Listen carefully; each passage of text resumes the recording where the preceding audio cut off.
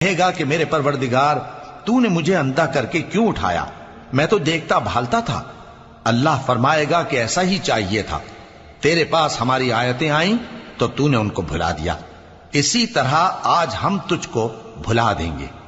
اور جو شخص حد سے نکل جائے اور اپنے پروردگار کی آیتوں پر ایمان نہ لائے، ہم اس کو ایسا ہی بدلہ دیتے ہیں، اور آخرت کا عذاب بہت سخت اور ہمیشہ باقی رہنے والا ہے۔ تو کیا یہ بات ان لوگوں کے لیے موجب ہدایت نہ ہوئی کہ ہم ان سے پہلے بہت سے فرقوں کو ہلاک کر چکے ہیں جن کے رہنے کے مقامات میں یہ چلتے پھرتے ہیں۔ عقل والوں کے لیے اس میں بہت سی نشانیاں ہیں۔ اور اگر ایک بات تمہارے پروردگار کی طرف سے پہلے صادر اور جزائے اعمال کے لیے ایک میعاد مقرر نہ ہو چکی ہوتی تو نزول عذاب لازم ہو جاتا۔ پس جو کچھ یہ بکواس کرتے ہیں اس پر صبر کرو، اور سورج کے نکلنے سے پہلے اور اس کے غروب ہونے سے پہلے